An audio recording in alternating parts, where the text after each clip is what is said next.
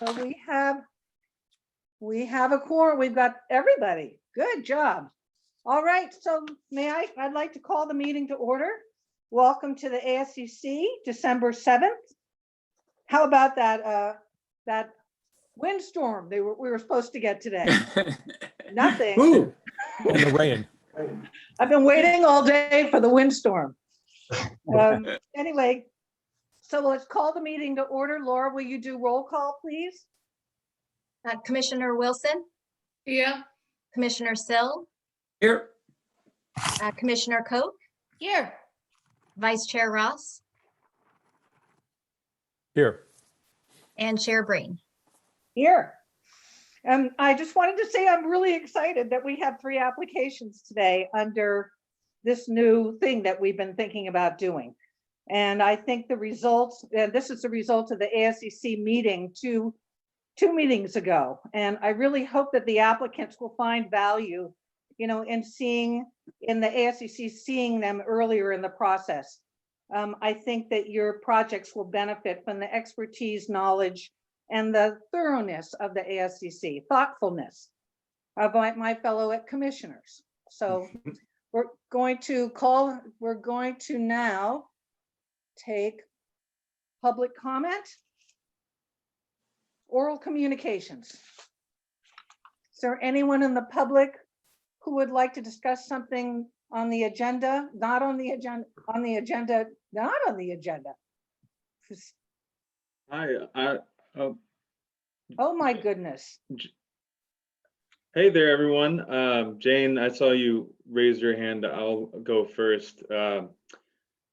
I'm sure many of you are familiar, if not all of you, that for one, I am the second Dana Breen in the room, according to my title on my video screen. Oh my goodness. I asked her to share this link with me, but I'm here to express appreciation for Mom, the chair of this meeting, on behalf of my siblings and me. As you all know, she's been just a very strong component of the town and its town council and ASCC for the last 30 years. And it's been a huge staple in her life, and I wanted to acknowledge that as a member of the family. And frankly, it's really been not just a staple of her life, but of my siblings and mine. We love to recount the days back in the 90s on school nights when we would hear her leave to go to a town meeting, and we would all rush to the TV. And as soon as she got home, we could hear the Suburban coming up Corte Madera Road, and we'd all pretend like we'd been doing our homework the entire time. So it really has been not just a staple in her life, but in ours. And on behalf of my daughter June and my siblings and myself, I just want to give you a shout out, Mom, and to say thank you on behalf of us Portola Valley residents and everyone, and just really proud of you and thankful as well that now you'll have more time to babysit. So with that, I will pass it on to Jane and make Dana the sole Dana Breen in this Zoom room, and I hope you all have a nice rest of your meeting. Thank you, honey. That's why I didn't see you. And Jane, you have Mine was about trees. but do we want to talk about that now, or is that?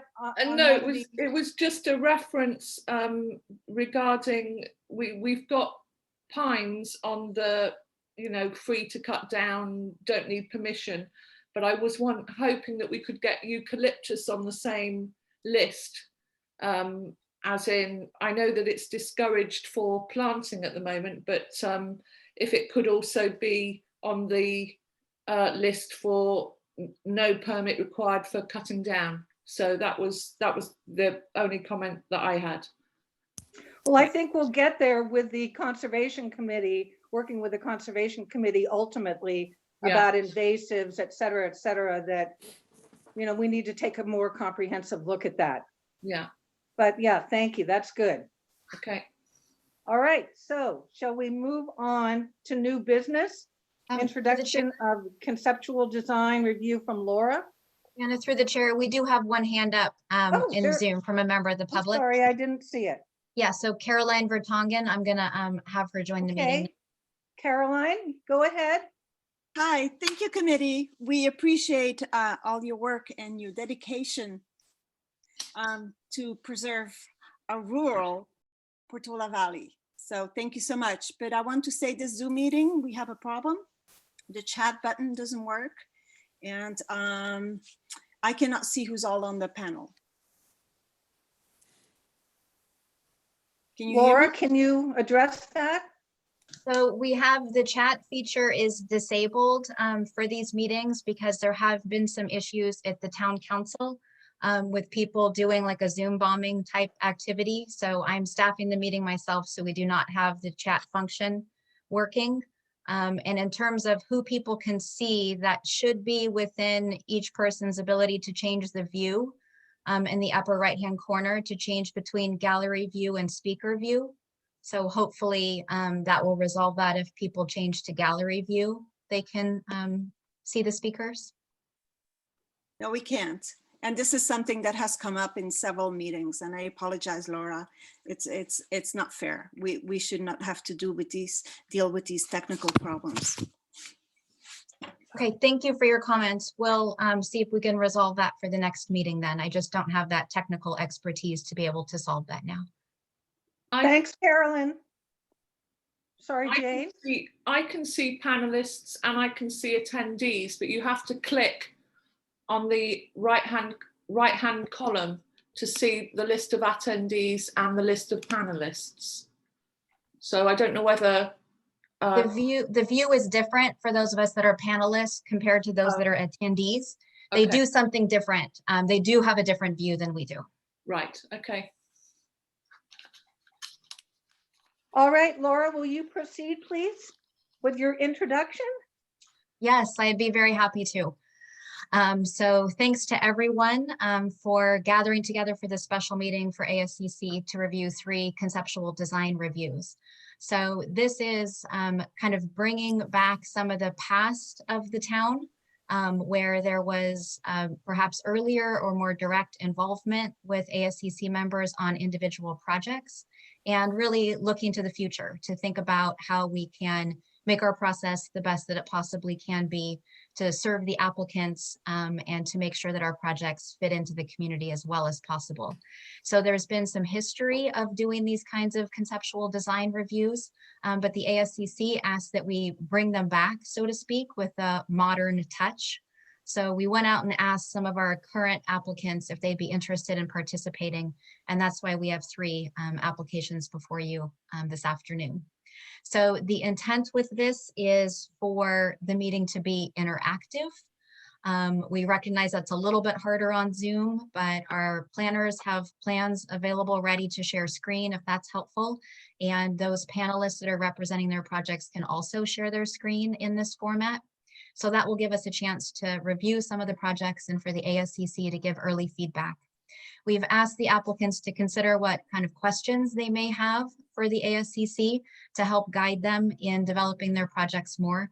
And the idea is that before there's a full set of plans with all of the costs that goes into, especially all the engineering drawings and detailed landscaping drawings and all those specifics, you may have some of those things, you may not yet, but we wanted to give you a chance to hear some feedback from the ASCC. So for the record, there will not be any decisions tonight. These are all conceptual reviews, and moving forward, the hope is that this will help applicants and reduce work that happens later in the process. So not to increase the level of review, but to just distribute it differently across the process. So as these projects move forward, depending on how they develop, you'd be working with us, your planning staff, to determine what is the best course of action next. And if you're going to develop complete plans and potentially come forward for a formal review with your complete plans after this. So this is an experiment. We appreciate everyone's creativity, everyone's patience, And as we look at these and think about what we can learn from this process, we expect to take what we learned from these projects this afternoon and then come back to the ASCC and work on a little bit more of a process and some handouts and some language and materials. So that way, if people want to go forward with the process like this in the future, it would be easier for them to do so. So we do not have formal staff presentations for you. We have Dylan and Jake, who are the planners on the projects today. We do have kind of questions or issues or things that we wanted to bring to your attention. So we included those just as bullet points within the staff report. And then we anticipate that the applicants will probably have some questions as well, or may want to present different aspects of the project to get your feedback. So that's what we have in mind for today, and we'll just see how it goes. We did have a request, Dana, at your discretion, the applicants for 85 and 77, we're actually hoping to switch the order of those two projects. So if you would be willing to hear 85 first, Okay. that would be their request. So that wraps it up for me, and I'll turn it back over to you, Dana. Thank you. Yes, we'll certainly do that. We'll switch those two. And, you know, just listening to your comments, I mean, I feel like maybe this is more experimental for the planning staff, but I think in the history of ASCC, since I've been on it, we definitely always saw projects earlier. And I really feel that there's a benefit here, but hopefully we'll stick with that. And I'm so proud of us for making this experimental change. Okay, so let's move on then. So we want to do 85 first, Yes. right? And Dylan, are you going to do anything up front, or should we just turn it over to the design team? I can turn it over to the design team, and then if there are any particular questions related to the staff report or the issues that I've raised, Because you don't have a report, correct? Okay. I don't have a presentation to give to the ASCC. I can try to do a magic trick, but otherwise. Well, the plans were complete enough, you know, for us to respond to. Yes. So yes, so So, why don't you, architecture team, design team, give us a presentation on 85. Okay. So my name is Greg, and I am a senior associate at Ken Lindstedt Architects, and I am here with Ken Lindstedt, aka Bernard Trainer. If you like what he has to say, he's Ken Lindstedt. If it's bad, it's Bernard Trainer. And in Bernard's office, ground studio, we have Ben Langford here as well to help present on any of the landscape items that we have. So just a tiny bit of background. The clients are Celeste and Wendell Burkhofer, and we were getting ready to submit 85 ahead of 77 as its own full ready to go ASCC submittal, and then we kind of pulled it back at the offer of this meeting. So 85 is a little more developed than 77. 77 was definitely a little bit more in the preliminary state. So with that, I will share my screen if that's allowed.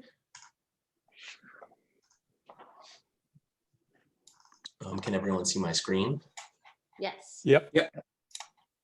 Great. Okay. The project is 2 lots, 85 and 77 Palmer Lane. 85 is the upper lot and 77 is the lower lot. 85 currently has a house on it and 77 is currently vacant. The property owners wish to leave the 2 lots as 2 separate lots and develop them concurrently. The upper lot being developed as the main house and the lower lot being developed as a guest house. Both of these will be, they're going to run sort of the same construction track, but will be 2 separate projects, we've been told, for purposes of submittal. So I'll kind of intro them together and then we can go through them one by one. So the Palmer Lane comes up and goes into a cul-de-sac. The upper lot here, 85, is going to be demolished. We're going to sort of do an H or an L-shaped building plan, leaving all of the trees that are on the lot. They're kind of the driver here, is that the trees remain. Let me get my pen out here. And kind of leave this whole area of trees up here and trees in here. big trees down all along the hill. And so our goal was to try to work within all of that with a house that skirts around all of them and leaves as much there as possible. The existing house that's there sort of scraped the hillside many years ago. So there's a nice big flat level pad that we are going to take advantage of. And then the hill drops off very steeply going down to the road. Just quickly, 77 is going to be the guest and pool house, and it is lower down. It is a very steep lot, and there's really only kind of one route to get into the site, and we're going to make use of that. It sort of happens between this access road and this very steep hillside. We're going to contour and sort of push that building back away from the road as much as possible. So to that end, these are some renderings that Ground Studios produced of the project. This is looking up the street with 77 in the foreground and 85 above. The idea is to do the buildings out of stone and wood, sort of the materials that most projects end up adopting in Portola Valley. We wanted to keep everything kind of low slung, natural materials. We've sort of gapped the buildings and broken up the masses so that it's more like a series of rocky outcroppings rather than large gabled buildings. We wanted to go with simple agrarian forms with the focus on landscape and letting the outside in for both projects. We were very focused on tree protection. I've had the arborist out there many, many times, lots of hand trenching already to make sure that we aren't going to affect any of the trees with our proposed footprints. We really wanted two buildings to breed separately, so this sort of space in between them is very important to us. And we want to hug the hillside. So coming up the street, I think we've done a fairly good job of siting the buildings so that they don't really stick out. Everything sort of sits low and blends in. Coming around to the cul-de-sac, this would be the drive approach into 85. And I guess I will at this point switch to 85. So that was kind of our master plan. 85 is going to be a zinc roof, cedar siding, steel doors and windows, and natural stone is our material palette. Here's some sort of flavor images. We really like the idea of bringing the outside in, letting the landscape sort of flow through the building. We're really interested in views through some of these links between spaces, allowing water and light some chance to move. Lots of planting. Obviously, we'll aim for drought resistant, and we have, because we were almost ready for our ASCC submittal on this one, we have done a lot of study on planting. But we like the idea of these sort of simple agrarian forms connected often with glassy indoor-outdoor sort of links, sort of ways to see through the buildings. And this is the veranda, the terrace on 85, looking out through the existing trees onto the hillsides beyond. We're gonna go through to the plan now. So these are just quickly some 3D views that we can come back to once we walk through the plan a little bit. On plan, sorry, the floor plan kind of works. You drive in from the road. The existing driveway hugs the property line, so we're going to move that away a little bit for a little more privacy and ability to screen. Auto court, garage, back of house, sort of pantry, powder room, office area, living, dining, sort of one big room, a smaller office room down towards the end. The link between the entry separates the entry from the master wing, master bed, master bath, a small studio outbuilding down the hill for painting. And then the lower level of the building is mostly a slab on grade, small mechanical zone, and then kind of a bunk room, rec room zone on the lower level that fronts onto light wells. We're slightly over the allowable square footage if the light well areas count. So we were hoping that the clause in the code that allows light wells to be not counted if none of the area below grade is visible. We're hoping to enact that, and I guess that's an ASCC decision. So overall, it's a 2 or 3 bedroom house, depending on if you count. So it's not out of scale, really. So yeah, let me go to the model real quick and we can look at how some of these forms come together. Parking court, garage, breezeway, main link, simple gable form, terraces and trellises out front, office, master dressing and bath, master bedroom, and light wells on the small studio building down the site. So that's kind of the gist of 85. Good, yeah. wonderful.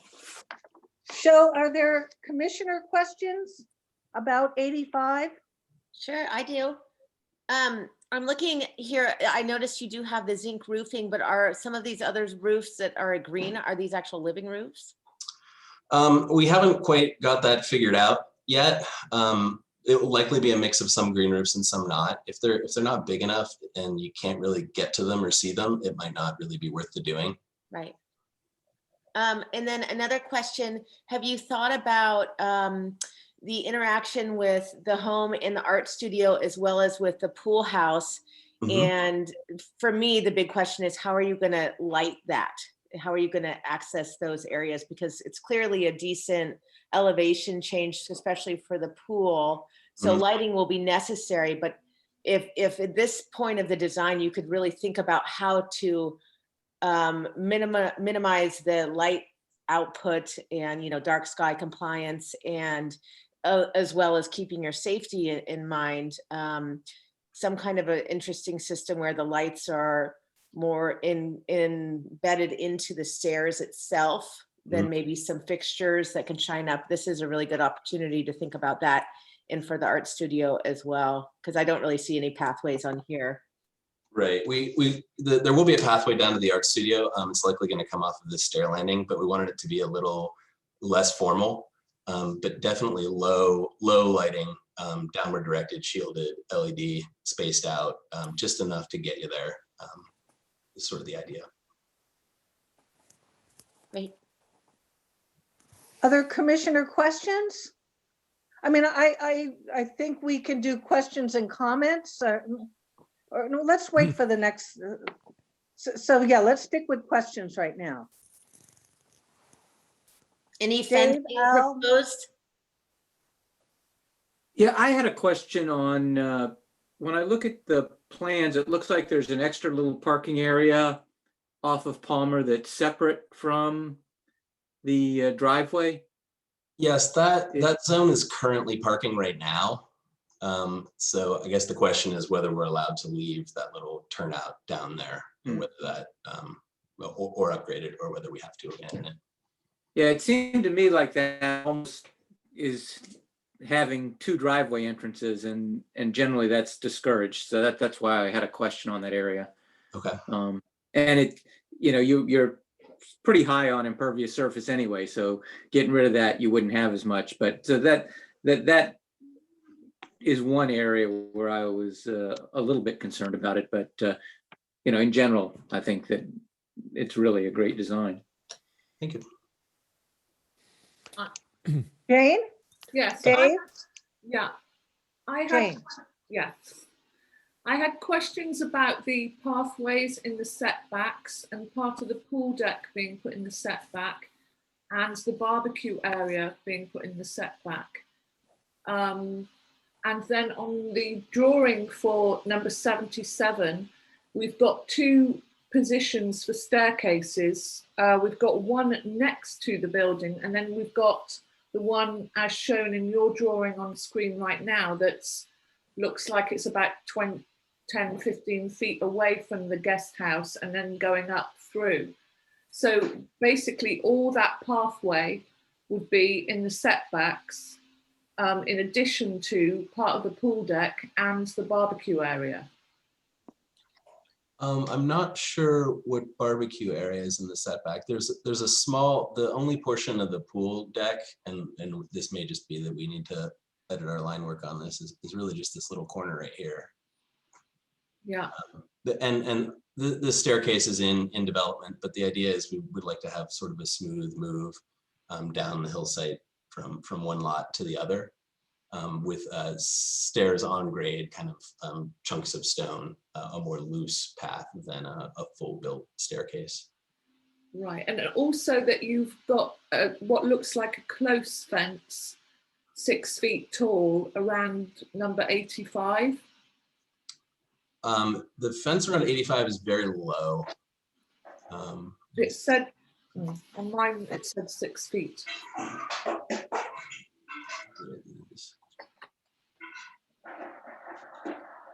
Ben, I don't think anything's at. Yeah, there's no, there is a connecting fence at the auto court around on that north side. Oh, right, this wall along the property line. Right. Sorry. Yeah, this, sorry, let me get my drawing tools here. This wall here, which there's currently a 6-foot fence in that location on site now, and that would close here and connect to the garage. So that is the only sort of 6-foot portion that's proposed. It's basically to replace the existing along the property line and then to provide security around beside the garage. Yeah, but it's quite close, as in like more like a picket fence than a horse fence. But that's okay on a side yard, I think, isn't it? Yes, Yeah, yes. I think it goes quite well. On the drawings, it looks like it goes all the way around, but It's meeting the 25-foot setback from the property Yeah. line at that point. But it is a side yard condition. okay. Jane, you more questions?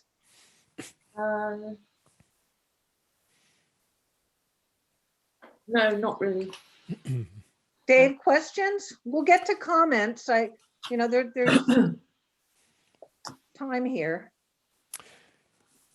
So I'm looking at the auxiliary parking, and it looks to me like it's essentially off-site. It's not on the property. Is that right? It's in the cul-de-sac there? The upper right-hand corner of the drawing? Yeah, there's an existing kind of cutout Uh-huh. that's there now. So we're just kind of keeping that if we can.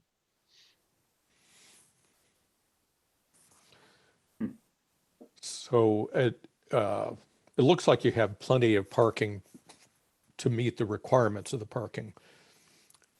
So those spaces would not be part of any required parking, I assume, because they're mostly not on the property. Okay, that helps. I didn't pick up on that. Okay. I didn't either. Yeah.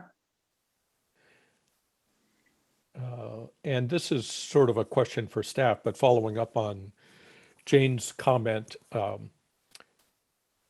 I believe that the stairs, as long as they're at grade, are okay in the setback. Generally, that's our understanding, yes. Okay, well, I don't have any other questions. So I do. I'm curious about the roof pitch on the main house. And it's a zinc roof, correct? Correct. Which is not as reflective as metal roofs. Isn't it? That's right, isn't that?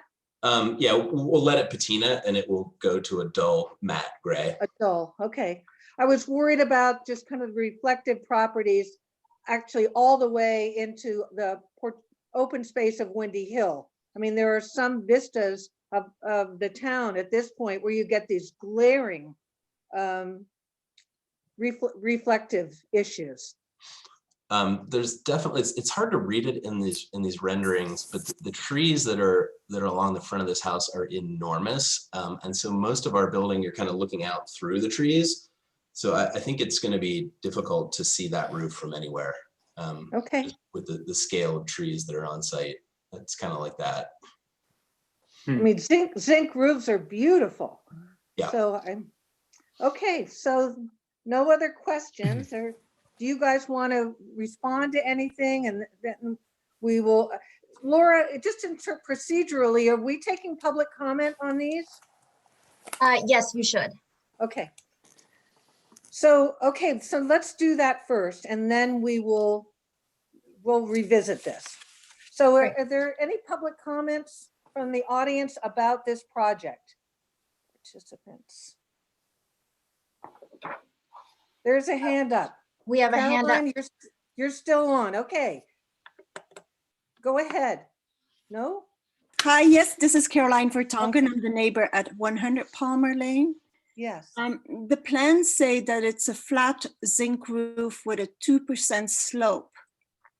But according to these pictures, that looks more like 15, 20%. The slopes are 6 and 12 on the zinc roofs. 6 and 12? Yes. Because the plans say 2%. Those would be on the flat roofs. Okay, and when are the poles going to be installed? So we can actually see how high this is going to be. Those are required after the Portola Valley, I believe, has accepted our formal ASCC submittal. Then they have us put up the story poles. Okay, and then we still can have comments on that? Yes. Correct. Okay, great, thank you. Just to, if I could dive into the story pole requirement. So this is actually a pre-application. So as Greg noted, a formal application hasn't been submitted for the ASCC application. So once we do have that application in and we go through the normal processing, there will be story polls and there will be additional public notices sent out for this project. And then staff anticipates that we will have another meeting where potentially an action will be taken on the projects. So that's kind of the looking forward dialogue. Thank you. I don't see any other hands up. So is there any other public comment for this project? All right, then I will close public comment and bring it back to the commission for comments. So Dave, you want to lead us off? Sure, I'd be happy to. Well, I like pretty much everything about this application or this concept. I think the siting is good. It's a little bit perched on the top of a minor ridge, but given that there's an existing house there and it's really the best building pad available, I think redeveloping that same look will have the least impact on the area. And the mature trees will really help screen this project quite well. I love the materials. I'm a big fan of weathered zinc. I think it's an excellent roof. And as I'm sure the application team knows, it's about the most durable roofing you could hope for. There are cathedrals in Europe that have had the same zinc roof for hundreds of years. So it's really a long-lasting material. Dave, can I interrupt you for a second? Are you Yeah. going to comment on both properties or one at a time? I suggest we do both. Both when sites? Yes, both sites at this, so we don't take 10 comments. Sure. Right. Okay. Sure. Through the chair, through the chair, would you like any additional explanation then? Because I don't know if others knew that you were going to do both sites at once. You advise me. Should we take it one at a time? I would ask the applicant because the applicant team has talked more about one site than the other. So I don't know if you want to hear anything else from the applicant about the other site. Okay, so applicants, why don't you advise us on that? Because I got the feeling you were kind of representing both projects at the same time. I'm happy to give a little more color on the lower lot if you want to do one round of comments. Yeah. Good idea. Okay, So the lower lot, it's pretty straightforward. It's basically 3 volumes is the building. Why don't I go to the 3D here? 3 kind of main volumes. There's the living, kitchen, sort of great room. sort of a link in between the two buildings that houses some low slung bathrooms. And then there's a zone over here that's 2 bedrooms, an office and a gym. And then the second volume is sort of this garage mass down lower. And so what our goal here, and this isn't, I apologize for the stairs being different. Things like that are the things we didn't, we weren't able to level up on this preliminary so that everything matched. The idea is to try to nestle this building into the hill as much as possible while preserving the views. You know, try to minimize all these retaining walls that are necessary to build on a site this steep. And then try to follow contour with all of the masses so that, again, the building kind of blends into the hillside. We'll go back to the contour map here. So plan wise, you would arrive on the drive.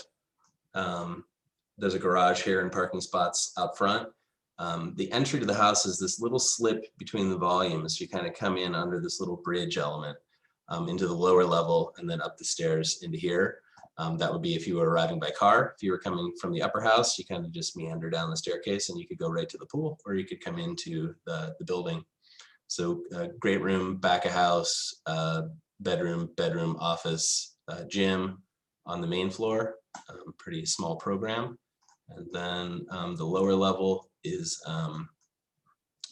sorry, the garage isn't quite cut in here, but garage and storage, you come in this little slip into entry area, laundry, stair, and then most of this will be crawl space underneath the buildings, and then pool deck.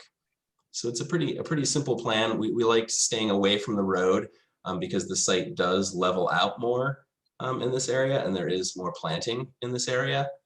We're proposing so that we can screen the neighbors from one another. And we have, Celeste has been kind enough to do several open houses to take some neighbor comments, and we're gonna work as hard as we can to ensure that we're not blocking views and that we're providing screening that's adequate for both properties, so that nobody feels like they're on top of one another. So that's kind of the gist of this one. Thank you. That's great. And it's And I helpful to get a see- little more I information see about that there's photovoltaics on that one. Yes, both projects we're going to go heavy on the PV. This one we were just sort of studying how that would work on the roof and try not to pop it up too much over the parapets. Mhm. So what I'm going to do is go back to Dave Ross and comments. Thank you, Dana. Wait a minute. Do we need to, now I'm thinking, do we need to take to go public public. comment? Yeah, you need to ask public. Yeah, so we need to take public comment on this. And so let me go back up and see. Full attendee list. Caroline, do you have comments on this one? Actually, it's on both of them. What about the drainage system? Well, we haven't developed the drainage system on the lower lot yet, but everything's going to head back down towards the street. I assume we'll do a riprap or a retention pond so that everything doesn't spill straight out. But it's going to drain pretty much as it does now, vacant. The upper lot, I could go into the drainage system if that. It's here in the.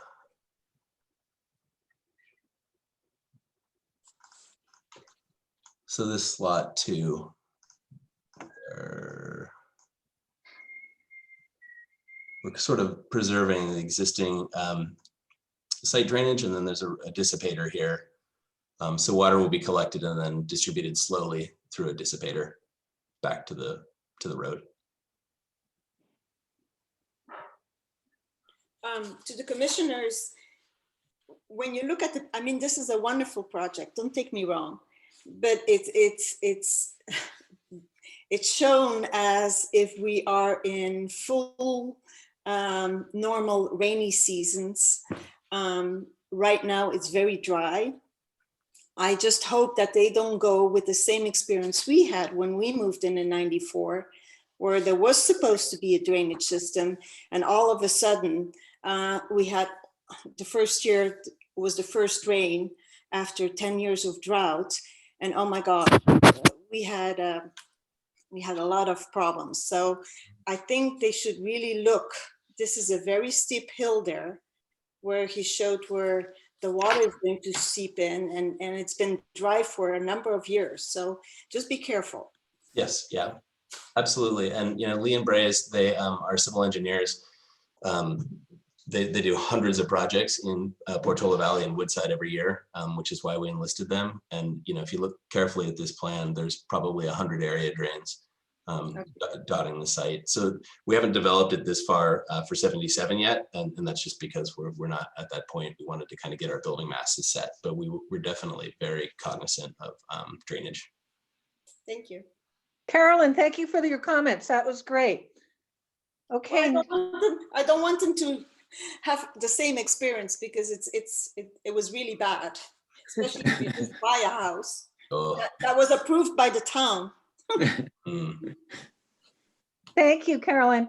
Okay, I don't see any other public comment, and so I'm sorry this feels.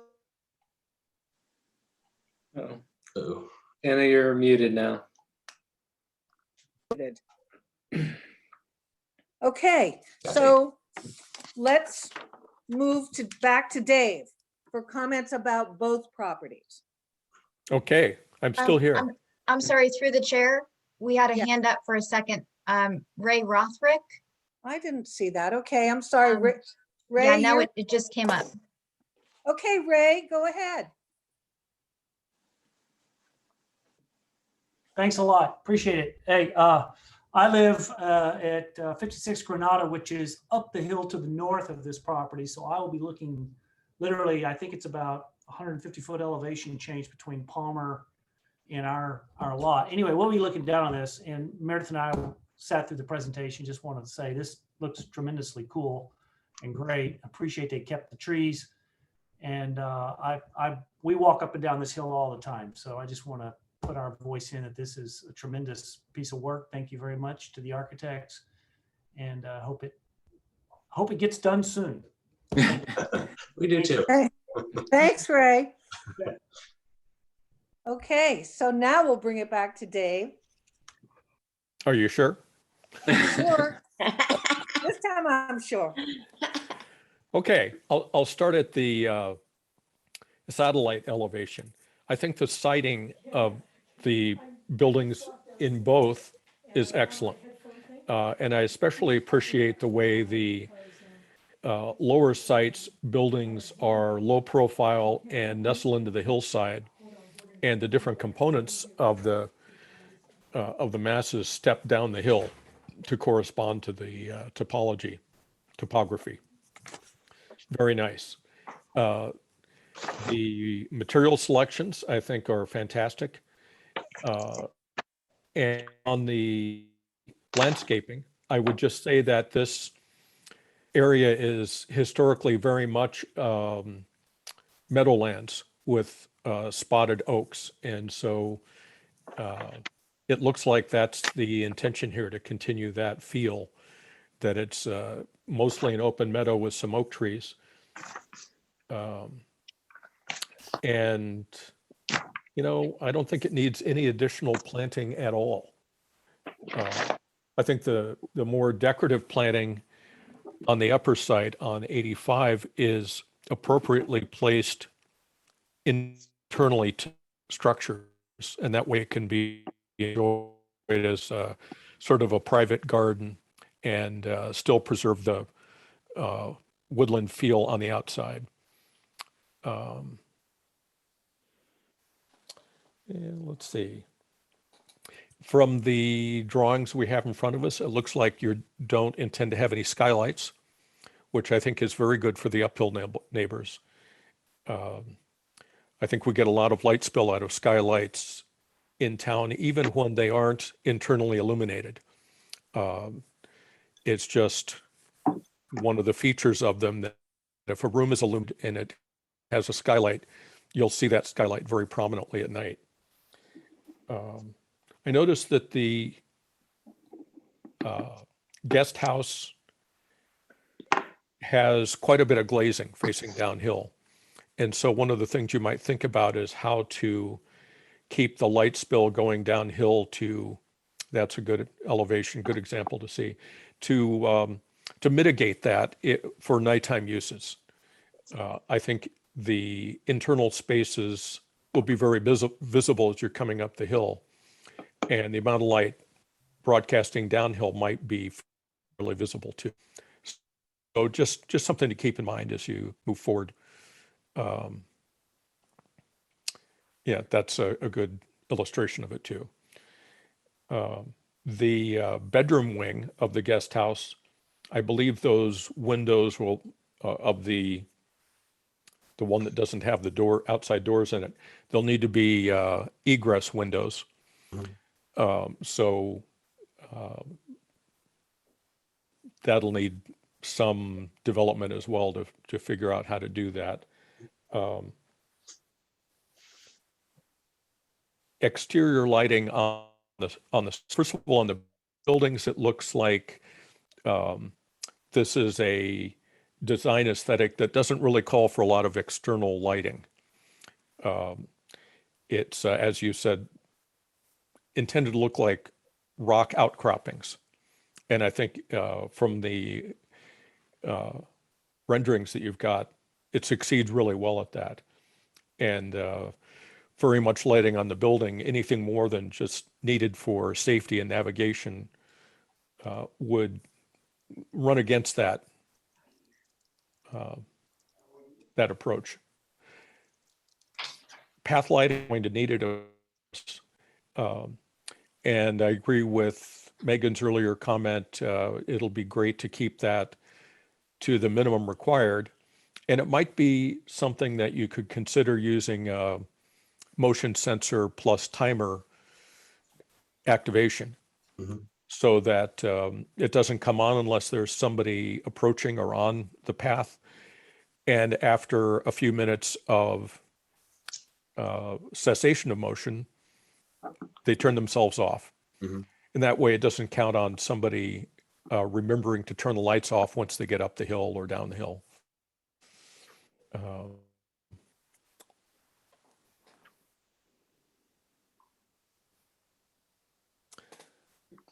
I think the glass gallery on the upper house is pretty cool.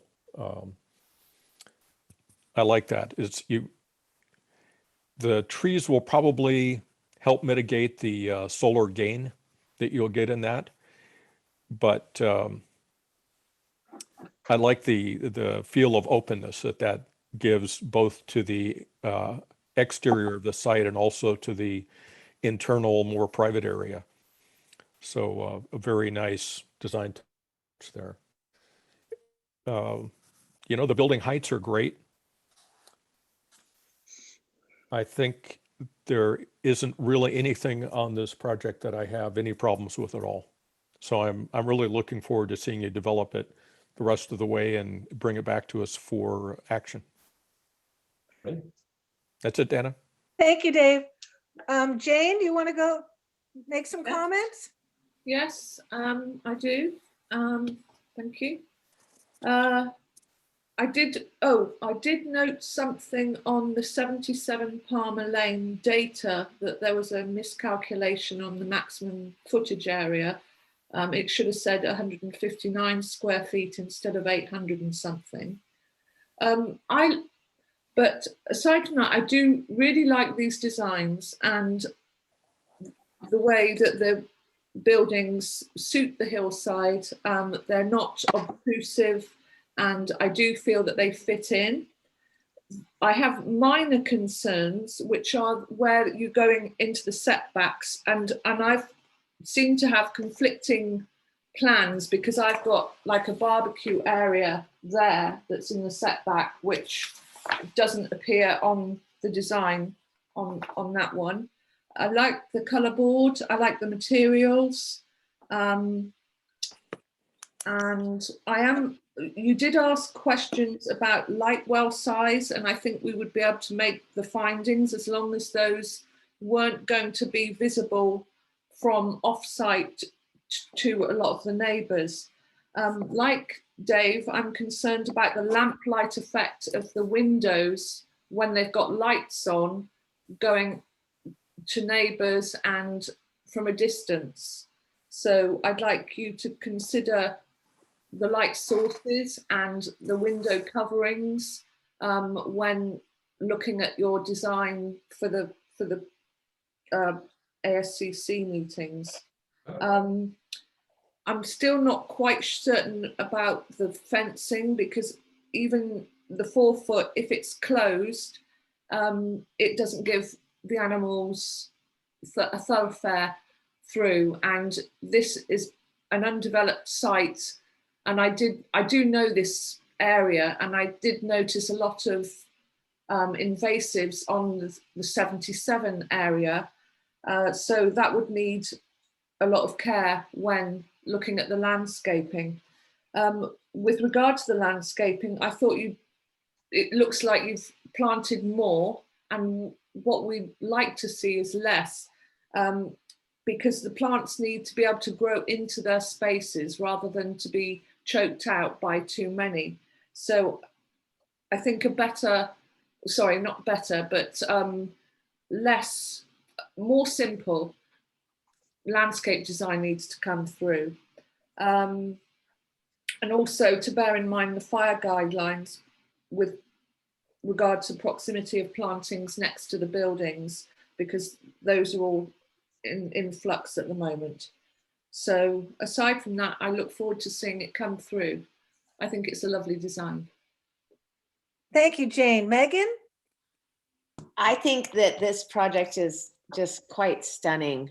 I love the siting of both properties, really. And the outcropping statements made really ring true here. And I'm always in so much awe to see these locations in Portola Valley and their views. We are just so fortunate to live here, and projects like this that allow not only your neighbors to still continue to enjoy their views, but also the homeowners, really just puts a good smile on my face. My big concern would always be lighting and that connection between both of the properties. And I think you could be super creative, and Dave always has great ideas too with timers and motion sensing. Skylights was another thing I was going to mention, and it doesn't appear there are any, but if some do come in through the process, just make sure that either there are shades that can be provided for nighttime use if there's integrated lighting inside. The material choices are wonderful. Oh, the pools and the pond that appears to be in that front courtyard, just make sure there's no lighting inside of that pond. That's not something that we normally would approve. And then the pools, just make sure that the placement of the pool lighting and the amount of lights also conforms to our guidelines. Okay. Love the roofing materials. The fencing, of course, none is better, but if there is some sort of a need for some fencing, just stay within the guidelines. The trellis that appears off of the main building, any lighting in there, just be aware of off-site interactions with that light source. And wow, beautiful spot, great architecture, love the natural landscaping, and it looks like it's going to come back a winner. So thank you. Thank you. Thanks, Megan. Al? Okay, thanks. I certainly agree with my fellow commissioners. You've done a great job with your proposal. Starting with 77 Palmer Lane, I really think that you've come up with a design that is just very appropriate for the lot and the slope there and the open hillside. It looks like it should have always been there. I'm comfortable with where you are in terms of setbacks. I think that keeping it single level, natural materials, you've done a good job focusing the views that the residents will have. I think that I don't have any problem with the pool size. That looks to me like it's reasonable given the overall program. I don't have a problem with the pool decking within the side setback. Let's see, I think the only real concern on 77 is what has already been highlighted, is the windows along the south elevation. So I just think, when you finalize your proposal, just make sure that you've given some thought to minimizing the impact of those lights through recessing the lights, automated shades, etc. I think that's the one little gotcha that could be a concern, but I think it's a really good proposal. And at this point, there's not really any external lighting or landscaping info on that one, but it looks like it should be pretty easy to go with a very light touch on both of those for 77.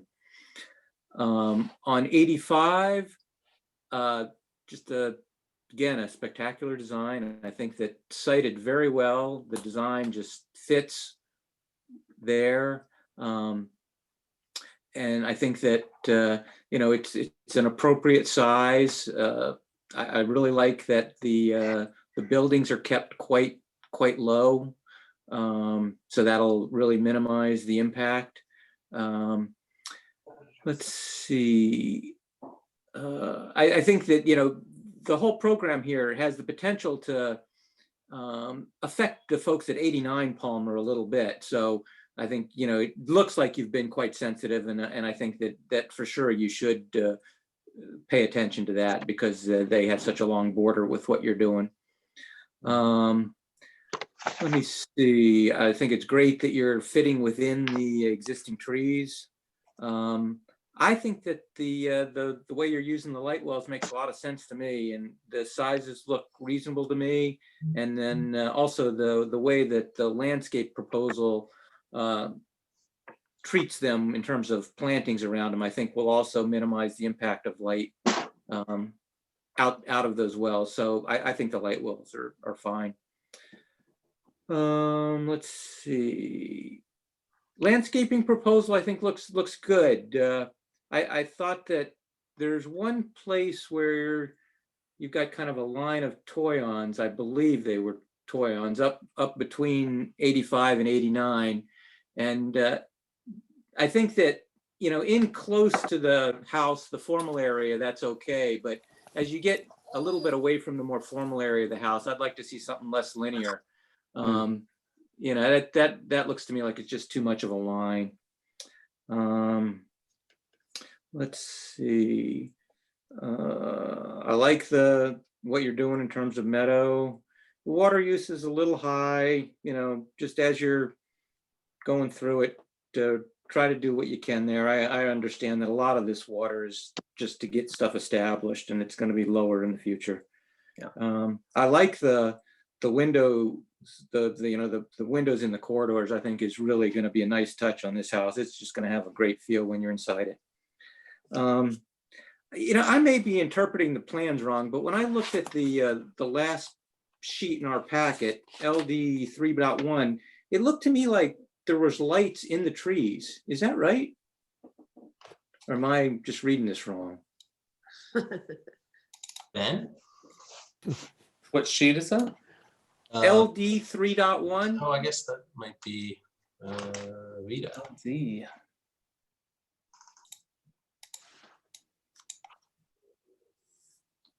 Sorry.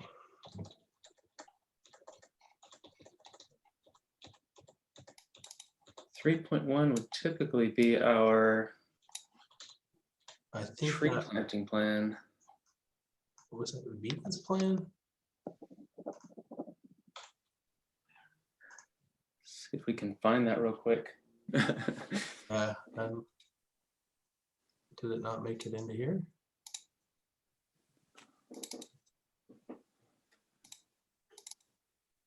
So I'm just pulling from the staff upload. Okay. That one. No, back one. What was the page for reference? I'm trying to pull up the same thing. I don't have an LD, but I have an L3.1. L3.1 that is just the tree plan that was submitted. No, this says LD 3.1. I don't want to bog things down, Yeah, I'm not hopefully sure. it's not a great plan. It seems to me that it shows lights in trees and it shows lights in the water feature and things like that. So let's hope that I'm just imagining things and there is no plan that looks like that. And you know, since this is just conceptual, you know, we'll just treat it as though I'm going a little nutty, because hopefully you wouldn't present anything like that. Okay. But like I said, other than that, I think that it's absolutely a spectacular proposal. And I'm really looking forward to you coming in with a final submission on this. Thank you. Thanks, Al. Thanks, And Al. so I'm up and it's absolutely breathtaking. I'm so excited. And you know, in terms of making comments, the only thing that I had a little bit of an issue with was the prominence of the retaining walls on the lower property, on the driveway. And I would tend to suggest that maybe the third tier is even removed. Just so, you know, I get the rock outcropping idea, and I think that's lovely, but I think that third tier of stone could go away. Yeah. And hopefully there's maybe some plantings that might go over the wall a little bit. But the wall has a lot of prominence. But I again appreciate, I think your comment of rock outcropping was really helpful for me. And yes, I had the same thoughts about the fenestration. I wondered if there was any treatment of the glass or anything just to soften it. Other than that, my other thing I wrote down was Pistachia chinensis are very slow. So you might want to start with some larger species, but some larger plants, but it's absolutely magnificent. So I'm pretty excited, and I'll be watching this project. So I'm Thank you, thrilled Dana. for you. Thank you. I want to speak to the walls for just a minute up the driveway. We would love nothing more than to get rid of all those walls. So I know. we're up against you know, pretty severe slope there. And so Yep. we'll certainly continue to refine the plan. But our goal is absolutely that goes away as much as possible. We'll soften that with planting and let the buildings be the rock Yeah. outcroppings if at all possible. Yeah, the less prominence of those walls, I think the better, but Absolutely agree. I was the only one who spoke to that, so who knows? Anyway, I'm sure the commission really looks forward to seeing you guys come back. Thank you For so the much. chair, can I ask one question to assist staff as the project moves forward? We had some preliminary kind of concern about the intensity of the parking and the potential impact on the neighbor. And I think the design team said something about that still being developed further. So I just wanted to see if there's future plans to change that, or if ASCC has any comments on that at this time. Anybody want to, I mean, I thought it looked to me like there was ample parking, but you've sorry. already heard some neighbor concern about that. Yeah, so that both the turnout kind of area that's on the private property, I mean, off the private property, is probably in the public right of way. So we would probably need to resolve that. That would probably not be possible. I'm thinking about, it looks like 3 parking spaces that turn in. So we might have lights going into the neighbor's yard right there towards the property line.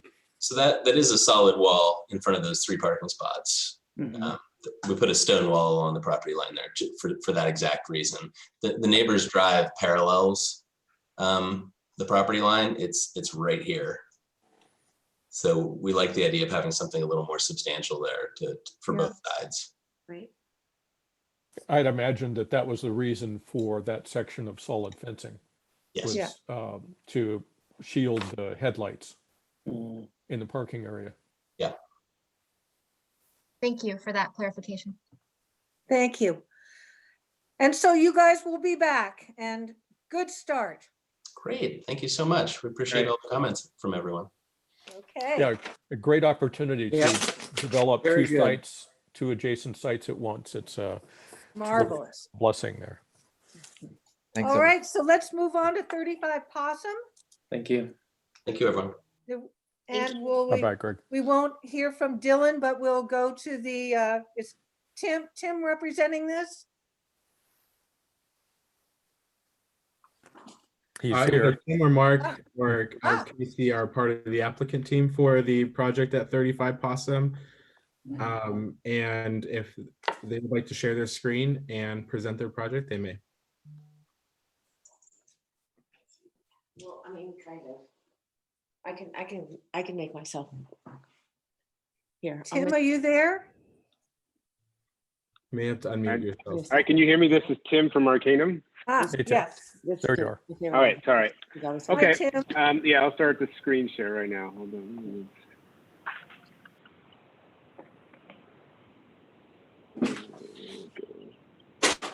Just so you can see the structure in his.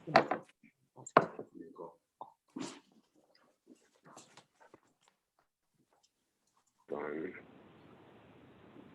Are you in Hawaii?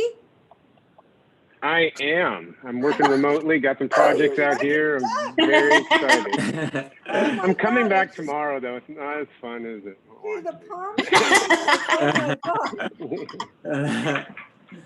I know. Lucky duck. I'm lucky right now, but Ah. I mean, you guys got going so fast. I gotta like fix. All right. Okay. Screen share back to this. Okay. So before I get into our drawings, I was going to kind of walk you through this property. I assume everybody's been able to go out and look at the property already. Yes. Yep.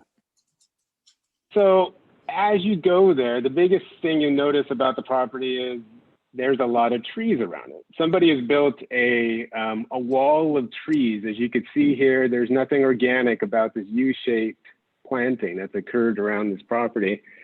And this planting has been kind of planted kind of in a deep U around the property. And then you have the hillside here towards the west. And the combination of this has kind of really made this in essence, kind of a dark property, for instance. It's something that's, it's just kind of unusual. So I just wanted to show you that as kind of the concept. That has a real impact on the design that we have been developing for this project. Is this kind of wall, and I don't even know how tall these trees are, 50, 60, whatever feet tall, but this has had a big impact on how we have been looking at laying out this property that we're going to be looking at today. But this is the aerial showing the photo, showing what it looks like from above. There's a hillside that runs on the back side of the property. And this is really kind of having just an impact on kind of how the overall property is. So to go into the project, my name is Tim Chappelle. I'm the principal of Arcanum Architecture. I have Mark and Casey from my office. They're on the call. Kristen Franklin, the landscape architect, she's on it. Alon and Jen, the owners, they're listening into too. If you have any questions, to be directed to them directly. But today we're going to be introducing the project we're working on Possum Lane. And something I want to be clear is in this conceptual review, our drawings are really preliminary. We're looking at this as a conceptual presentation. It's interesting is the town of Woodside started doing a conceptual process at one time. And it used to be really simple like this. And then they kept adding more. And then all of a sudden now the conceptual and formal are pretty much the same.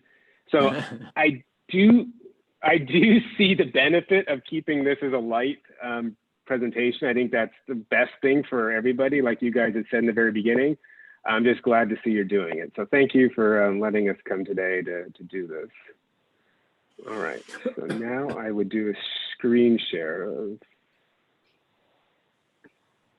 let's do another screen share. Presentation. So in the package you guys have received, we're looking at developing the single family residence on this property. It's mostly all one story. The existing site, the way it's positioned right now, we have Possum Lane on the far right, towards the north. On the south, you have the hillside. And as we talked about, you have a ring of trees that operate in a U around this, kind of making this somewhat of a dark property. It's an unusual parcel where there's a pool in the front yard, which we know you don't want, you'll never have again. We'll be moving that. But there is a pool in the front yard right now on the existing house as you went by there and looked. The existing house is positioned pretty close to the front setback. It's positioned that way, I assume, to get as much sunlight into the property as possible. Hence why I think the pool ended up in the front yard from a previous development of it, because that has the sunniest part of the property. And that's something that we are chasing in this project. So our goal of this project is to develop a single family residence for this family. They are all, you know, especially now since they're all working at home, everybody's spending a lot of time at home, they would like to chase the sun and have some sunlight on this property. And that is one of the big questions we're going to talk to you about today, are the trees. And we are all about building houses that have a lot of natural sunlight, obviously. So you guys have seen our projects. We like to build skinny houses that have natural light coming in from multiple directions. And it's hard to do that when there's so many trees. So we did a little diagram here to kind of showing you the amount of trees that are on the property and the ones that we're looking at potentially removing. So we have some redwoods here on the edges, and then we have a lot of, you know, I don't know, firs or whatever, pines, etc. They're all along the entire front. Possum, yeah, cedars. That's correct. I grouped them all together. I'm sorry, but these non-indigenous wall we have in our front is. We really want to get rid of this. And this is a big question that we want to talk to you guys about. And it's interesting is last couple of projects we've gone through with you guys during the ASCC, we've also heard from the conservation group is remove redwoods, and remove all these non-indigenous big trees. And we've actually pushed back in the past on some of this. On this one, we're hoping that we could do more. Specifically to open this up. And the owners have reached out to the neighbors, and the neighbors have been very well, you know, they understand that they would like to see some of these trees gone too, for the reasons they would like to have more sunlight and whatever, etc.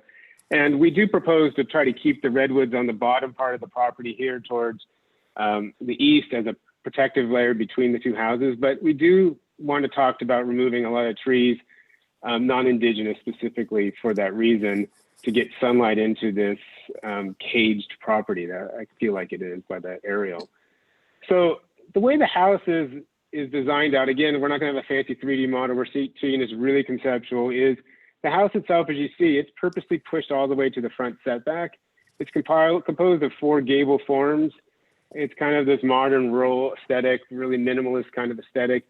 But what we've done is try to push the main living spaces in the middle of the property against the front setback, and then kind of have 2 gable forms. We have 1 2-story gable turned 90 degrees to minimize its street facade presence.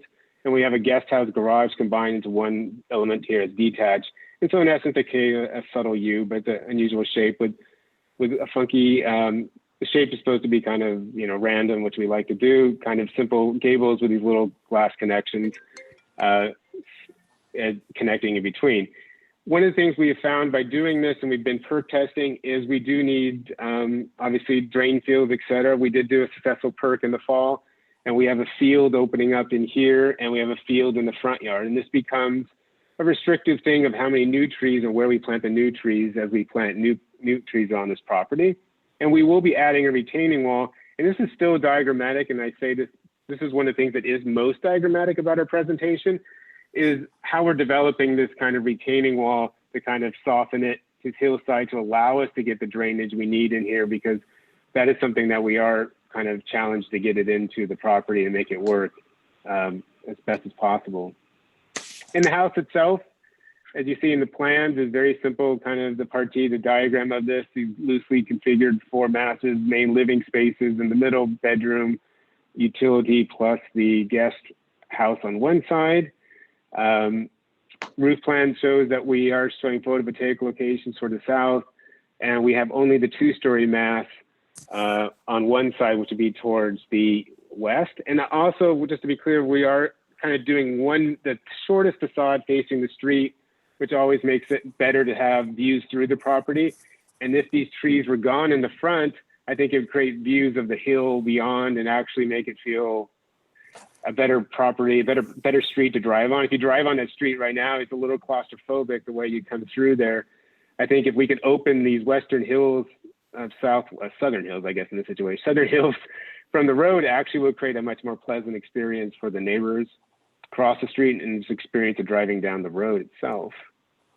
So the front facade, as you can see, this is the hill that you can't see from the street. We want to bring this up. So You can see the house is all mostly 1-story, keeping the low forms. We're showing the 2-story mass to the far right. Building masses from the backside. We are doing a lot of glass on the backside to get as much sun as possible. One of the benefits of not doing a hillside house is we're not necessarily going to worry about lighting up the neighborhood, of course, because we are kind of in a very tucked and private location as opposed to some other properties we've worked on with you guys where they've been more visible, like the last one today. But basically, it's the house itself. We did dark color palette. We're looking at doing, a charcoal stained wood siding, very minimalist, clean design. We want the house to kind of recede and be in darker and palette form, so it just kind of withdraws a little bit. It's also a darker color. I think kind of creates a nice kind of beauty against the greenery. I think that lower left image expresses that. And that's basically the kind of the concept of where we're at right now. We have been developing 3Ds of the house and developing in more detail and working on it. But we're looking today to get initial feedback from you. If you had any questions or any issues, we were willing to discuss it. And I'll follow up the landscape plan to show you. I think that's the last page. One thing we're doing here is we talked to the town in the very beginning. Typically, we never would rotate the garage to face the street. That's something, I'm sure you guys don't like it. Nobody really, nobody wants to see garage doors. In this property, because we want to get all the living space as far on this side of the property as possible, it didn't allow us the ability to have kind of a drive around parking area. So we ended up facing the garage to the front to kind of prevent us from having to move the house and take out more trees back here in the redwoods.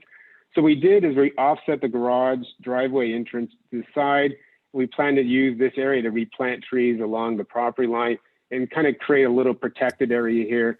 So we really kind of nestle the kind of the guest parking, the utility parking kind of into this corner, I think successfully, and then really make this feel like the middle open of the middle property, looking towards the center of the massing.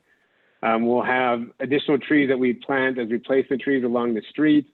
Again, we'll look to your inside, but we would like to keep, plant more oaks as opposed to these other trees that are on the property. And then we're looking at moving a pool to the backyard and then again, kind of soften the edges with the landscaping.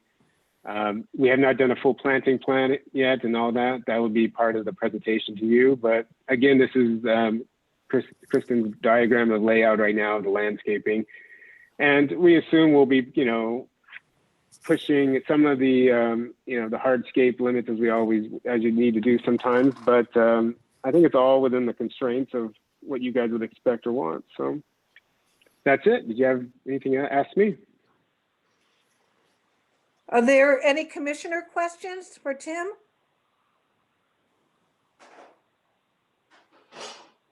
I guess No? I have a question. The chimney on the second story piece, is that just decorative? I couldn't find anything that looked like it had a fireplace anywhere. Well, so what we do is we do flue enclosures. So it might not even be as big as it is, but we typically, if you have any type of roof like this and is modern, clean, we don't want to have any ventilation and things like that. So we assume we're going to need to have some type of chimney for plumbing vents, mechanical equipment, fresh air intake. So it's not a chimney, it's a flue enclosure, but. Okay. Yeah, thanks. That makes sense. We just don't like pipe. The landscape plan, which I'm sure isn't intended to really display the interior spaces of the house, but it does show what looks like a fireplace in that back room closest to the pool. So right here, correct? Yes. Yes. So that's not the piece that shows the chimney, though. The chimney's in the other piece. Yeah, he was talking about this. Oh, okay. Yeah. Right there. Yeah. Jane? Anybody? Jane, anyone have questions? Al? No, that was my only question. Megan? Okay. Oh, Dave, I'm sorry. Do you have another Oh, one? that's okay. I was just going to ask about skylights. I don't see. We haven't discussed or planned any skylights, and I know you guys don't like them. Obviously, for the what it does, especially up high. We haven't had any discussions about installing them. So we don't have it part of this review package, but we know that that's a sensitive issue. Thank you. Okay, if there are no other commissioner questions, we will take public comment. And let me go and see. Do we have anyone in the public would like to discuss this project or ask a question? I don't see any hands up. Laura, am I correct? I do not see any hands up. Okay. So then let's bring it back to the commission for comments. Megan? Yeah, so I think this is definitely going to be improvement to what is existing right now. For some reason on my screen, I can only see a teeny tiny image and I don't know what's happening. So I find technical difficulties here. It happened when I got a call from my daughter and all of a sudden my Zoom was itty bitty and I've expanded it as much as I can, but it does, the property does the experience of looking at it does appear very dark to me. Still, you know, I know you were thinking of the trees providing this dark, but it does look pretty dark, and maybe if there was a little bit more variety in materials, it looks like basically a black and gray house. And maybe landscape can soften that as well, but it does look rather dark, and that might be the direction that the homeowner is going. And of course, if that is their aesthetic choice, but it does look a little dark in a shady street.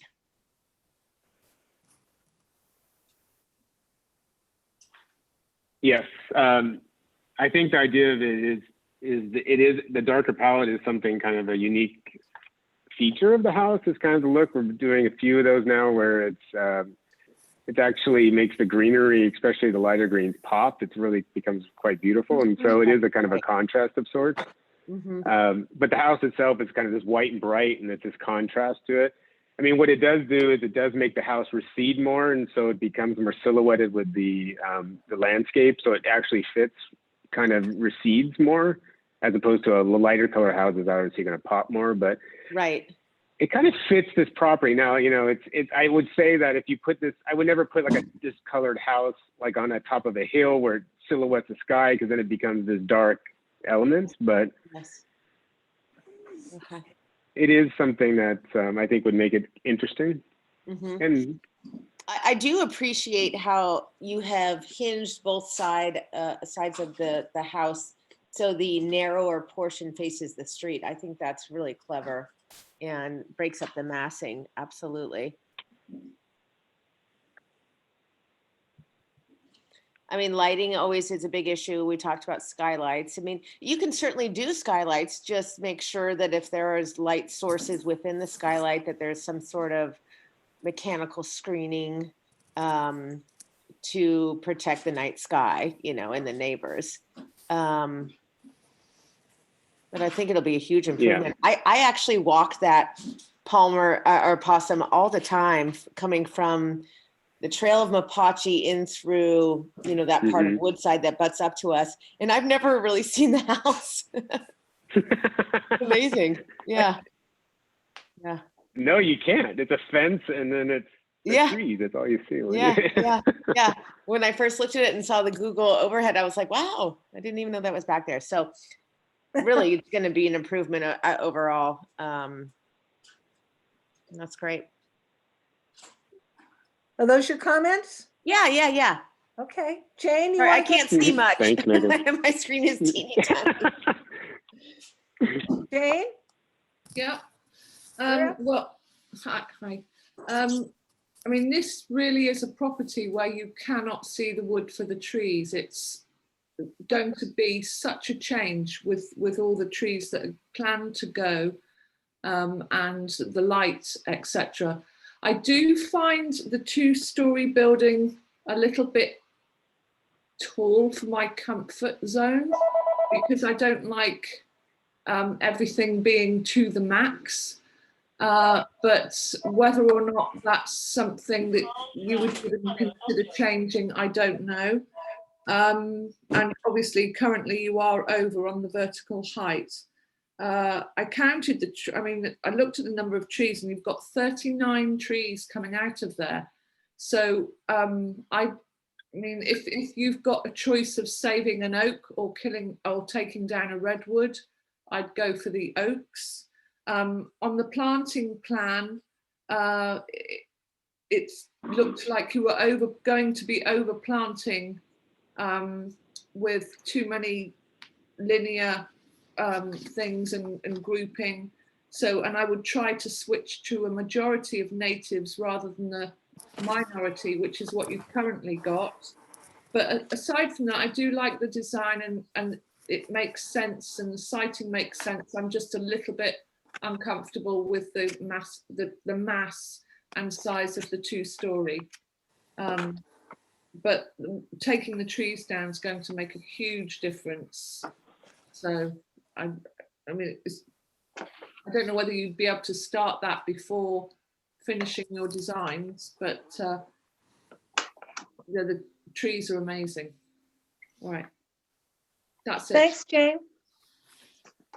Dave? Yes. Well, I think this is going to be a great improvement over what's there. I drove by it and couldn't find it. And I think, from my point of view, first of all, I fully support removing the hedge of redwoods on 3 sides, saving a few to screen between adjacent neighbors, I think will be fine. But this isn't a natural redwood environment. And they're clearly planted intentionally as a hedge, which we see from time to time. And when that matures, this is what you get. And it's not very attractive. So, and it's quite possible that if you can find the right opportunity here, somebody harvesting those redwoods may help pay for the house. There's a lot of lumber there. That's a lot of redwood lumber. So I think it's a great idea to take it down. No objections for me at all. Going back in, I think it would be good as the landscape plan develops to avoid the linearity, especially along the side yards of shrub planting. One of the things I really like about Portola Valley is when I can look across a neighborhood and not immediately discern where the property lines are. That, you know, the natural landforms sort of flow along, not interrupted by really obvious fence or really obvious linear plantings. So, you know, think about that along the side property lines here. Definitely will. I don't think, unless the intention is to screen the forest from the back of the house, I don't think there's really much of a need to do a lot of planting along the retaining wall, whatever form the retaining wall ends up taking. And in fact, I think recapturing as much of a kind of meadow feel you can get would be a real improvement here. Right now, it's so thickly forested that to my eye, it doesn't really look like Portola Valley. And one of the interesting exercises I found in this is to take a look at the historical Google Earth images. And for Portola Valley, they'll go back to 1949, which, you know, really isn't all that far back. You're talking about 70 years ago. And if you look at this area, you will see almost no trees whatsoever. This area was not forested. The forestation has a byproduct of the development of the area, and not something that was natural. That we have a lot more forested area now than I think we ever have. And so I think, you know, mitigating that to some extent just nudging it back towards open landscape is something that really appeals to me. And I think it fits with the design guidelines very well. It may seem at odds with the tree removal idea, sort of promoting trees. How can we say that we like trees when we're cutting them down? But I think this is a perfect opportunity to cut a lot of redwood trees that don't really belong there. And they keep the site very closed up. Right now, if you built that two-story element, no one would ever see it. I think taking down the huge hedge of trees will open up that vista so much that I consider that to be a really worthy trade-off to having that two-story element there. One thing about the two-story element, though, is I think it is going to be more prominent because of the choice of exterior finishing material. In concept and theory, I like the idea of the dark charcoal wood siding, but my neighborhood has a very good example of, Dan is chuckling, has a very good example of a project that we all loved when it came through with the same siding and also some glass elements. And I can tell you that it is super prominent. And if you drive by the intersection of Canyon Drive and Portola Road, you will see it. And I think that that dark siding is actually going to accentuate the height of that structure rather than mute it. So if there's a material that's that's in that range but is not quite as dark a color, closer to gray than black, I think that would help. We were going to break up that facade with another material. We didn't draw that yet, but we were going to have the two-story broken down with different materials also. Yeah, I agree with as that. part of their development. Yeah, I think that's a good idea. I don't have with the garage facing the street. In the configuration that you've got it here, it's offset in a way that's not going to make the garage prominent. I think when the garage is the most prominent feature of the house, I think then to have the garage facing the street. But I don't think it's going to be an issue here.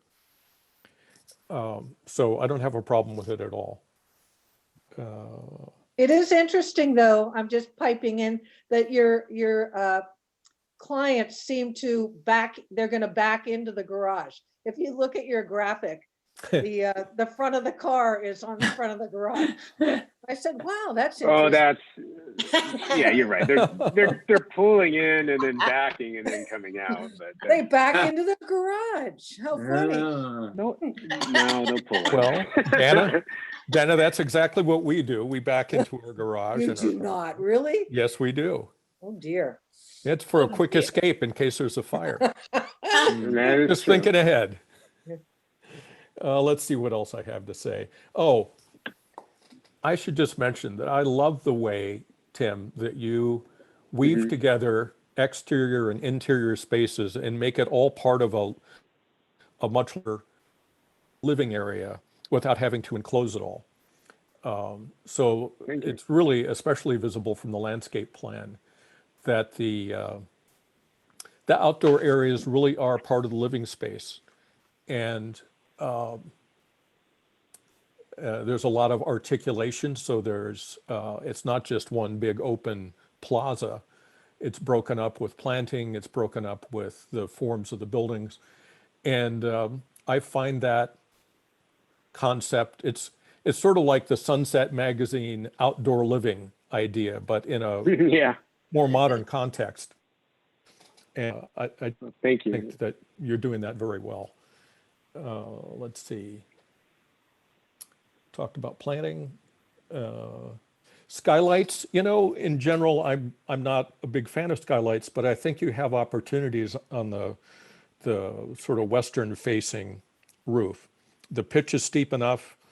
You're heavily forested on the hillside behind. And that will also be the direction that you'll get the majority of the sunlight. So I wouldn't object to seeing skylights on that side. I think they would be practically invisible from anywhere. Okay. And that's it. That's all I have to say. Thanks, Dave. Thank you Al? very much. Thanks. Okay, yeah, I think that it's a wonderful design. I'm thrilled to see the trees go away on the front of the lot, and I think getting rid of a number of the redwoods will also be a big improvement. I think it'll just change the whole feel of that area of Possum, and makes a lot of sense to me. There's a couple of oak trees in the back that are slated to go. You know, those I'm not quite as sure about. We'll see what Conservation Committee says about those. But in general, I think that the tree plan makes a lot of sense. I think that the design is really well thought out for the site. You know, I actually kind of like the finishes, but given what Dave was saying about the house on Canyon and Portola, it does bring back not great memories for me. So maybe a little bit lighter color would make sense. But when I first saw it, I thought it looked great. Let's see. And then I think Dave already hit this also, that the landscape plans just got a little too much linear planting in it. And so I think that as you all move forward with that, you know, try not to make stuff that's so hedgy. Let me see, what else have I got? No, I think that's really about it. I think that it's going to fit in well in the neighborhood, and it's going to improve the neighborhood quite a bit when the house is there and the trees aren't there. It'll be a big plus. Thanks, Al. Great. Okay, I'm up. I love this project. Tim, I'm gonna miss Oh, seeing your thanks. houses resigning tonight. Mm-hmm. You are? I- I didn't know that. Oh, I'm sorry. I love your So are we. project. Yeah, Yeah. don't even talk about it. Yeah.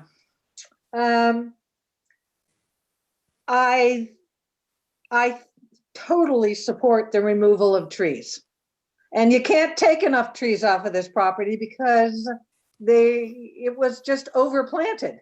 So the removal certainly of all the cedars and down the side, and you know, I would just keep a treasured tree here and there. But you know, and I also want to sort of editorialize right here to the ASCC again about my challenging the template number 2 of the town, which says to retain as much planting as possible. And we all know that every project is different, every property is different, and that's a huge assumption to make about different properties. So here we totally support these trees being removed, and it'll be wonderful. Everything else about it, I think is fine. I love the dark color.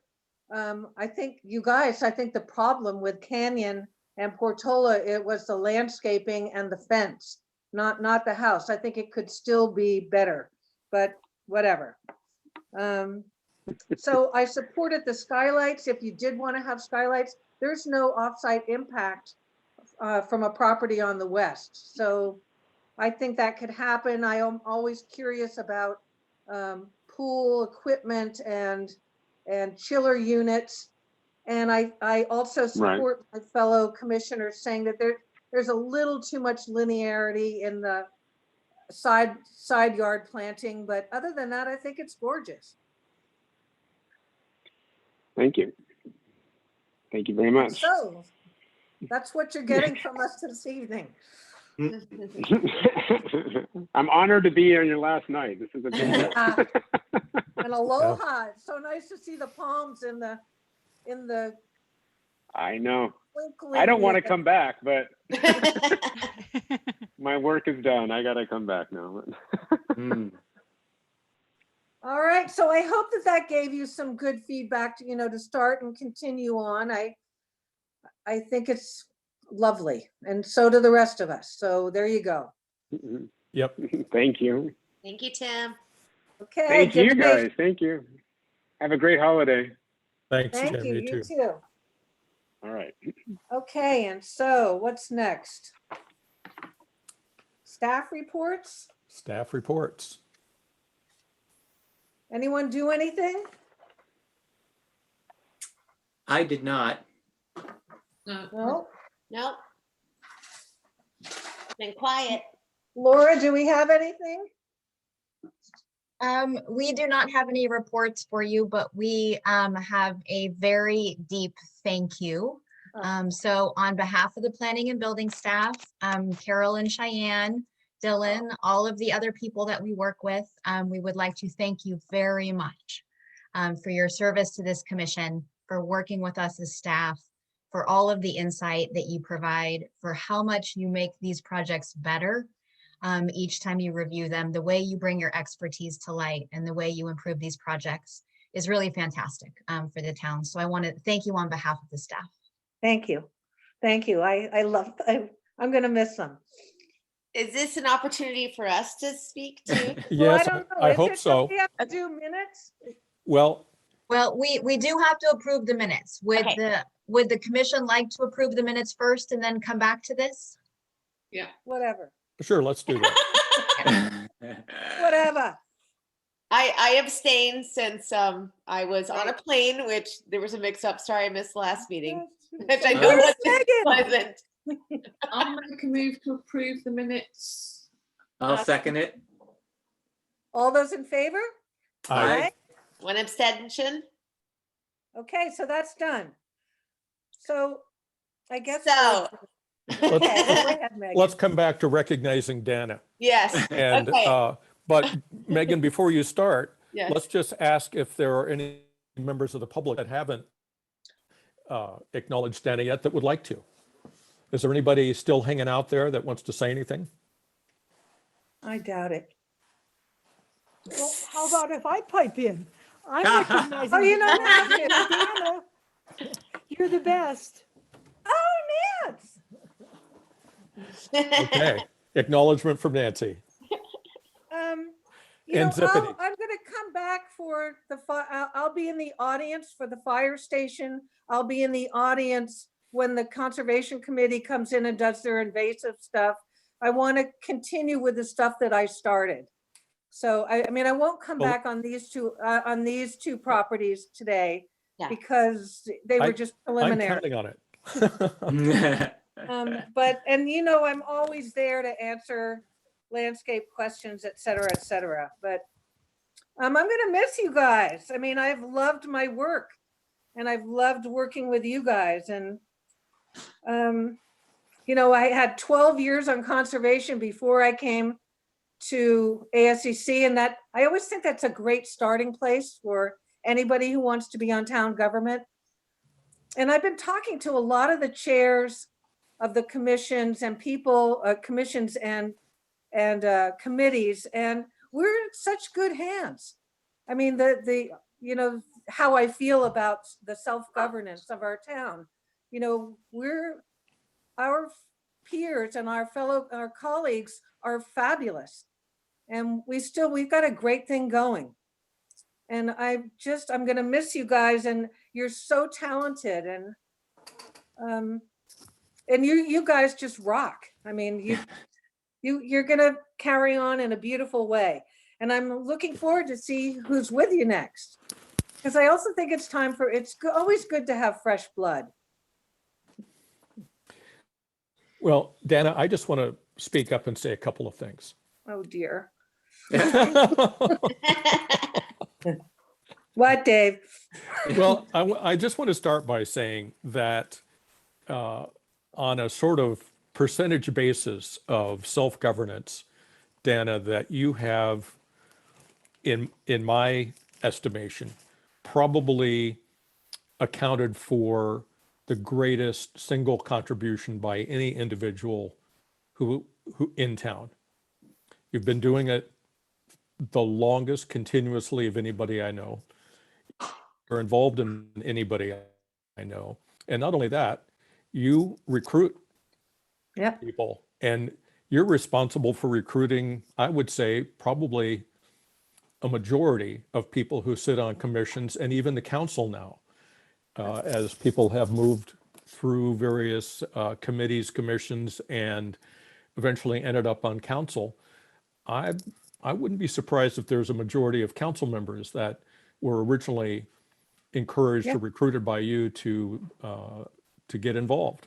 That's certainly the case for me. You were persistent.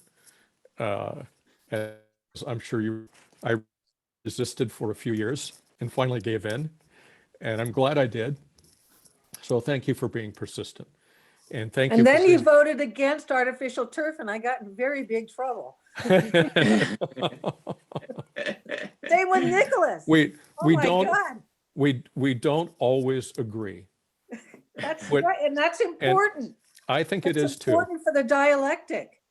I think it's and it's one of the hallmarks of your recruitment efforts is you're not somebody who's always looking to No. get people involved who are in lockstep with you. And I appreciate your appreciation of diversity of views. But one thing we all have in common, and I think partly because of your recruitment efforts, but partly because of where we live, is that we really like this place. And we want to hang on to the things that make it valuable to us, both in the environment and in the people who put so much effort into making this town the great place that it is.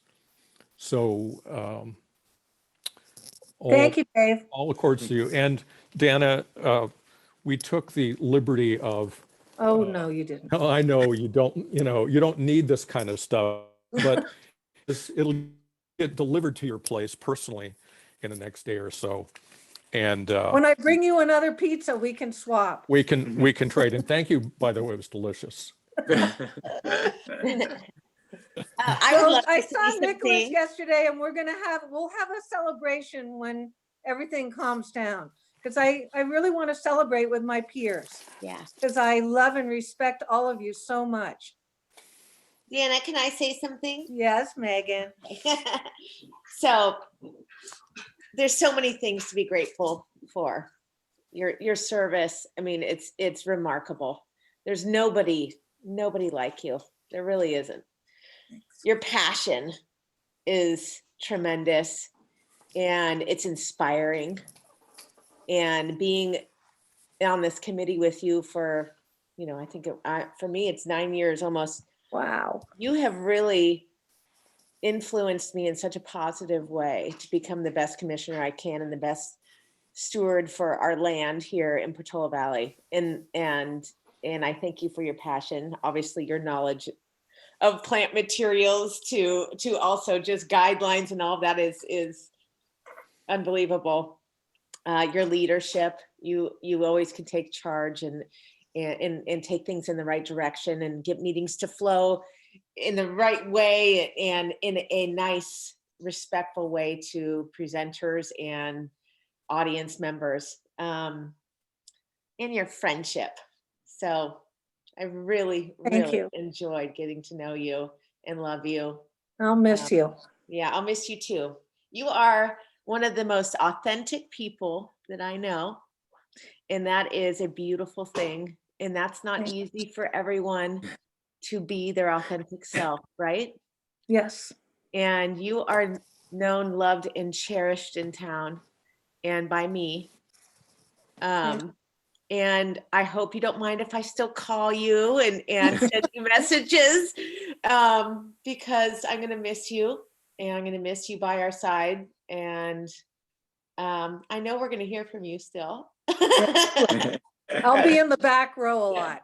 But thank you for being a driver of change and well, not a driver of change, but yes, of course there is change, but just preservation and beauty in our town that we all love so much. And thank you. Thank you. If you guys ever get to bump into a John Gardner book, he was one of my heroes. He was one of my mentors. And for me, I mean, I studied him even as a teenager about leadership, excellence. And then one of his books that I'm going to now pull out is about self-renewal. And that's where I'm moving next. I mean, that's kind of the next chapter. But yeah, it's been so important to be part of our governance. And yes, thank you, Megan. All right, Can you I guys. jump shall in and we say my adjourn? thank yous Oh, also? Yes.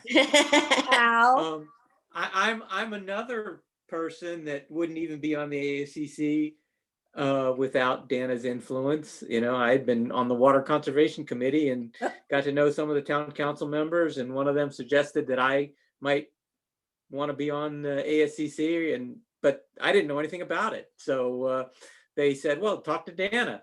And Dana spent lots of time with me and explained what went into it and what the position was and the challenges and what you had to do, and sold me on the idea. And so then that's how I ended up on the ASCC. And, you know, now next week, I hope to get reappointed, but now we'll be without you, and we'll all have to do a lot better job because we won't have you, because you've done a great job really keeping the character, the good parts of the character of Portola Valley.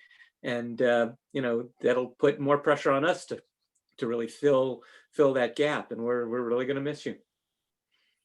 I'm gonna miss you guys. Me finally. I just wanted to say thank you, and we'll miss you. But we know you're not far away, so you know where we are. So I'm sure. All right, you guys. Thank you. Right. Now, Shall we adjourn? just what we'll be able to include Dana in a conversation with two of us plus Dana and not violate the Brown Act. There you go. There you go. There's a silver lining.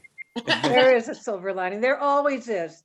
And thank you guys. And Dave's going to be chair next year, and he's going to lead you on. So. Thank you, Dana. Thank you. Okay. Good night, everyone. All right, everybody. Good night. Good night.